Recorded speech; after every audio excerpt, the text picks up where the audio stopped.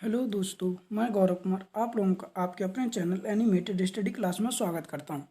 मैं आप लोगों के लिए 13 अप्रैल के जो करंट अफेयर के क्वेश्चन बन सकते थे वो लेकर आया हूं, जो आपके होने वाले exam like SSC, CHSL, CGL, RRB, NTPC, UPSI, DRDO, MTS आदि में पूछे जा सकते हैं। वीडियो शुरू करने से पहले मेरी आप लोगों से रिक्वेस्ट रहेगी कि वीडियो को ज़्यादा से ज़्यादा लाइक और शेयर करें और चैनल को सब्सक्राइब करें, साथ ही बेल आइकन को प्रेस करें। मैंने इस वीडियो की पीडीएफ का लिंक टेलीग्राम पर डाल दिया है, टेलीग्राम पर इसकी पीडीएफ डाल दिया है और टेलीग्राम का लिंक मैंने नीचे डिस्क्रिप्शन में दे दिया है। आप टेलीग्राम से जुड़कर इसकी पीडीएफ डाउनलोड कर सकते हैं। तो चलिए पहले आज का पहला क्वेश्चन देख लेते हैं।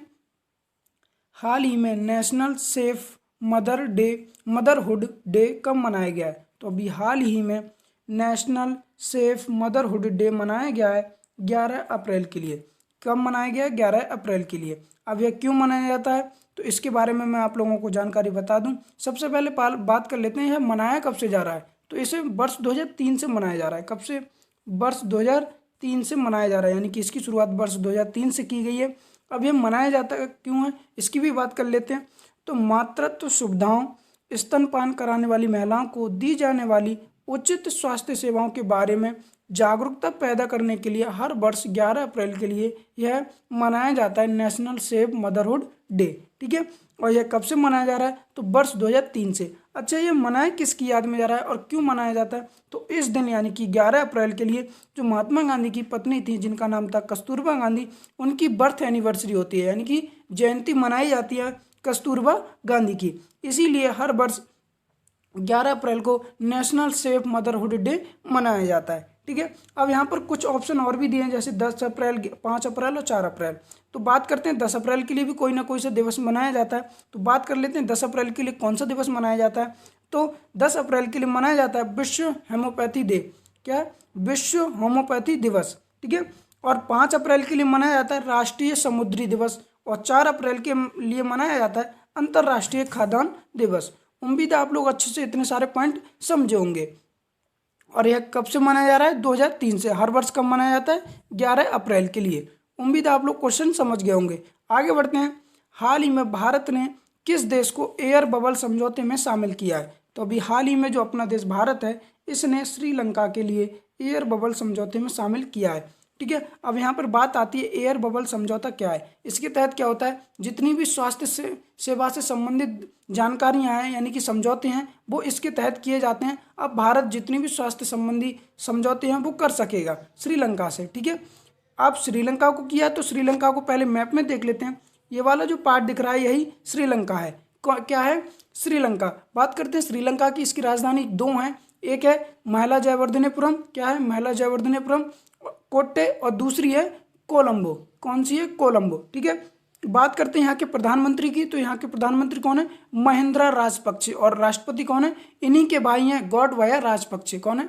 गोटबाया राजपक्षे। और यहाँ की करेंसी क्या है? श्रीलंकाई रुपया। क्या है? श्रीलंकाई रुपया। उम्मीद है आप लोग अच्छे से क्वेश्चन समझ पा रहे होंगे। अब यहाँ पर क्वेश्चन एक और बन जाता है कि जो भारत, अपना देश भारत और श्रीलंका है, इसके बीच कौन सी स्ट्रेट है, यानी कि यहाँ पर कौन सी संधि है? तो पाक जल संधि है। कौन सी? पाक जल संधि है भारत और श्रीलंका के बीच। अभी इसी को पार करने वाली दूसरी भारतीय महिला कौन बनी थी? तो उनका नाम क्या था? श्यामला गोली। श्यामला गोली दूसरी भारतीय महिला बनी थी जिन्होंने पाक जल संधि को तैरकर पार किया था। उम्मीद है आपने इतने सारे पॉइंट इससे समझे होंगे। अब आगे बढ़ जाते हैं। हाल ही में मध्य प्रदेश सरकार ने कितने करोड़ रुपए की राजमार्ग परियोजना को मंजूरी दी है? तो अभी हाल ही में जो मध्य प्रदेश सरकार है, इसने राजमार्ग परियोजना के लिए लगभग 726 करोड़ रुपए की मंजूरी दी है। कितने? लगभग 726 करोड़ रुपए की मंजूरी दी है। किसने? मध्य प्रदेश सरकार ने। किसके लिए? राजमार्ग परियोजनाओं के लिए। अब मध्य प्रदेश ने दी है तो पहले मध्य प्रदेश को मैप में देख लेते हैं। ये वाला जो रेड पार्ट दिख रहा है यही मध्य प्रदेश है। ठीक है, मध्य प्रदेश से जुड़े हुए जितने भी पॉइंट हैं उनको मैं आप लोगों को डिस्कस करा देता हूं। तो सबसे पहले बात करती है यहाँ की राजधानी क्या है? तो भोपाल। यहाँ के मुख्यमंत्री कौन है? शिवराज सिंह चौहान। और राज्यपाल कौन है? आनंदीबेन पटेल। ठीक है, और यहाँ की लोकसभा की सीट कितनी है? 29। और राज्यसभा की सीट कितनी है? 11। यहीं पर बालिकाओं के लिए पंख अभियान शुरू किया गया था। कौन सा? पंख अभियान शुरू किया गया था। और कोरोना की रोकथाम के लिए रोको टोको अभियान भी शुरू किया गया था यहीं पर। कौन सा? रोको टोको अभियान शुरू किया गया था कोरोना की रोकथाम के लिए। और जीवन शक्ति योजना भी यहीं पर शुरू की गई थी। और यहीं पर एक जिला एक शिल्प अभियान भी शुरू किया गया था। कौन सा? एक जिला एक शिल्प अभियान भी यहीं पर शुरू किया गया था। उम्मीद है इतने सारे पॉइंट आप मध्य प्रदेश से जुड़े हुए समझे होंगे। अब आगे बढ़ते हैं। हाल ही में किसने अपना आर्टिफिशियल इंटेलिजेंस पोर्टल सुपेश लॉन्च किया है? तो अभी हाल ही में जो अपनी सुप्रीम कोर्ट है यानी कि भारत की जो सर्वोच्च न्यायालय है, इसने अपना आर्टिफिशियल इंटेलिजेंस पोर्टल सुपेश लॉन्च किया है। ठीक है, अब यहाँ पे क्वेश्चन बन जाता है कि अब जो भारत में सुप्रीम कोर्ट है, इसका निर्माण कब हुआ था, यानी सुप्रीम कोर्ट कब बनी थी? तो इसका आंसर है 26 जनवरी 1950 के लिए। कब? 26 जनवरी। और जो हाई कोर्ट का यानी भारत में हाई कोर्ट सबसे पहले कब बनी थी? तो 1773 में, जो कोलकाता में बनी है। कब? कोलकाता में। उम्मीद है आप लोग अच्छे से क्वेश्चन समझ पाए होंगे। आगे बढ़ते हैं। हाल ही में चर्चा में रही ज्ञान व्यापी मस्जिद किस शहर में है?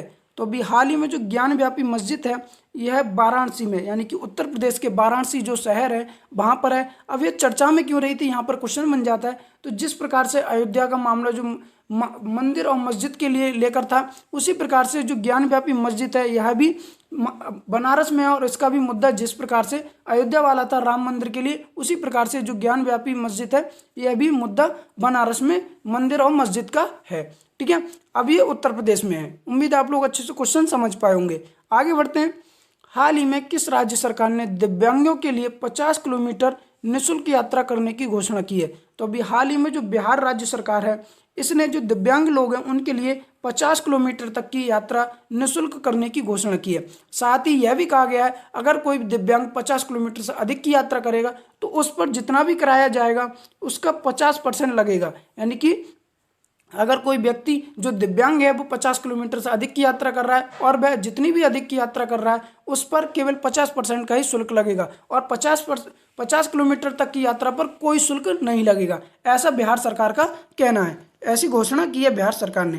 बिहार ने की है, तो बिहार को मैप में देख लेते हैं। ये वाला जो रेड पार्ट दिख रहा है यही बिहार है। बात करते हैं बिहार की। यहाँ के सीएम कौन है? नीतीश कुमार। और गवर्नर कौन है? फागू चौहान। और यहाँ की राजधानी क्या है? पटना यहाँ की राजधानी है। उम्मीद है आप लोग अच्छे से क्वेश्चन समझ पाए होंगे। अब आगे बढ़ते हैं। हाल ही में भारत रूस मैत्री कार रैली का कौन सा संस्करण आयोजित किया गया है? तो अभी हाल ही में जो भारत और रूस के बीच मैत्री कार रैली है, इसका 5वां संस्करण आयोजित किया गया है रूस में ही। कहाँ पर? रूस में ही। और यह कब से कब तक चलेगा? जो संस्करण आयोजित किया गया है यह 18 अप्रैल से, कब से? 18 अप्रैल से लेकर 20 अप्रैल तक। ठीक है, 20 अप्रैल तक यह चलेगा। उम्मीद आप लोग अच्छे से क्वेश्चन समझ पा रहे होंगे। अब रूस के यानी कि रूस के साथ करेगा, तो पहले रूस को मैप में देख लेते हैं। ये वाला जो ग्रीन पार्ट दिख रहा है यही रूस है। रूस का कुछ हिस्सा एशिया में और कुछ हिस्सा यूरोप में। जो एशिया वाला हिस्सा है उसे क्या कहते हैं? उसे साइबेरिया कहते हैं। क्या कहते हैं? साइबेरिया। ठीक है, यानी कि रूस का जो हिस्सा एशिया में पड़ता है उसे साइबेरिया कहते हैं। ठीक है, बात करते हैं रूस की राजधानी क्या है? मॉस्को। और यहाँ की करेंसी क्या है? रूबल। और यहाँ के वर्तमान में राष्ट्रपति कौन है? Vladimir Putin. व्लादिमीर पुतिन से एक क्वेश्चन बनता है कि यह इन्हें के द्वारा यानी कि जो जनमत संग्रह कराया गया था रूस में, इन्हें कब तक के लिए अभी राष्ट्रपति बने रहेंगे? तो वर्ष 2036 तक। कब? वर्ष 2036 तक यह रूस के राष्ट्रपति बने रहेंगे। और यह किसके द्वारा किया गया था? जनमत संग्रह के द्वारा किया गया था। उम्मीद आप लोग अच्छे से क्वेश्चन समझ गए होंगे। आगे बढ़ते हैं। हाल ही में ओहोमोदो महमदी को किस देश का प्रधानमंत्री नियुक्त किया गया है? तो अभी हाल ही में ओहोमोदो महमदी को नाइजीरिया का, किसका? नाइजीरिया का प्रधानमंत्री नियुक्त किया गया है। ठीक है, अब नाइजीरिया का किया गया तो पहले नाइजीरिया को मैप में देख लेते हैं। ये देख रहे हैं आप, जो सफ़ेद वाला पार्ट दिख रहा है यह है अफ्रीकी कॉन्टिनेंट है। क्या है? यानी कि अफ्रीका महाद्वीप है। इसी में एक देश है जिसका नाम है नाइजीरिया, जो रेड कलर से दिखाया गया है मैप में। आप देख सकते हैं जो रेड वाला पार्ट दिख रहा है यही नाइजीरिया है। बात करते हैं नाइजीरिया की। यहाँ की कैपिटल क्या है? अबूजा यहाँ की कैपिटल है। क्या है? अबूजा। ठीक है, और यहाँ की करेंसी क्या है? नाइजीरियन नैरा। क्या है? नाइजीरियन नैरा यहाँ की करेंसी है। ठीक है, और यहाँ के प्रधानमंत्री कौन बन गए? ओहोमोदो महमदी यहाँ के प्रधानमंत्री बन गए हैं। आगे बढ़ते हैं। हाल ही में जारी रिपोर्ट के अनुसार PMMY यानी कि प्रधानमंत्री मुद्रा योजना के तहत कितने प्रतिशत ऋण महिलाएं उद्यमी को दिए गए हैं? तो अभी हाल ही में जो प्रधानमंत्री मुद्रा योजना, इसके तहत लगभग 68% महिलाओं के लिए ऋण उपलब्ध, यानी जो महिला उद्यमी हैं उनके लिए ऋण उपलब्ध कराया गया है। ठीक है, यहाँ पर PMM की फुल फॉर्म मैंने आप लोगों को बता दी क्या है, प्रधानमंत्री मुद्रा योजना। इसके तहत 3 प्रकार के ऋण दिए जाते हैं। कितने? 3 प्रकार के ऋण दिए जाते हैं। और वह कौन कौन से हैं? तो सबसे पहला ऋण है शिशु ऋण। इसके तहत कितना ऋण दिया जाता है? लगभग 50,000। कितना? लगभग 50,000 रुपये तक का ऋण दिया जाता है। और दूसरा ऋण कौन सा है? दूसरा ऋण है किशोर ऋण, जिसमें लगभग 5 लाख रुपए तक का ऋण दिया जाता है। कितना? 5 लाख रुपए तक का ऋण दिया जाता है। और तीसरा ऋण कौन सा है? वह है तरुण ऋण। इसके तहत कितने लाख रुपए तक का ऋण दिया जाता है? तो वह लगभग 10 लाख रुपए तक का ऋण दिया जाता है। और इसमें जो 68% महिलाओं के लिए दिया गया है, प्रधानमंत्री मुद्रा योजना के तहत ऋण दिया गया है। उम्मीद आप लोग अच्छे से क्वेश्चन समझ पाए होंगे। आगे बढ़ते हैं। हाल ही में किस देश में अलीबाबा समूह पर $2.8 बिलियन का जुर्माना लगाया है? तो अभी हाल ही में जो चीन है, इसने अलीबाबा समूह पर $2.8 बिलियन का जुर्माना लगाया है। अलीबाबा समूह किसकी कंपनी है? तो जैक मा की। किसकी? एक चीनी व्यापारी है जिनका नाम है जैक मा, उनकी कंपनी है अलीबाबा समूह। ठीक है, इन पर जो चीन सरकार है, इसके द्वारा $2.8 बिलियन का जुर्माना लगाया गया है। अब चीन ने लगाया है, तो पहले चीन को मैप में देख लेते हैं। ये वाला जो पार्ट दिख रहा है रेड वाला, यही चीन है।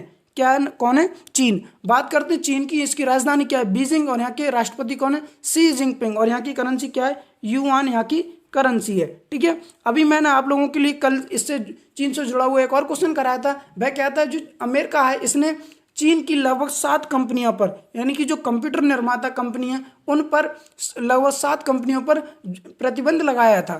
ठीक है, यह क्वेश्चन मैंने आप लोगों के लिए कल कराया है। अब बात करते हैं अगले क्वेश्चन की।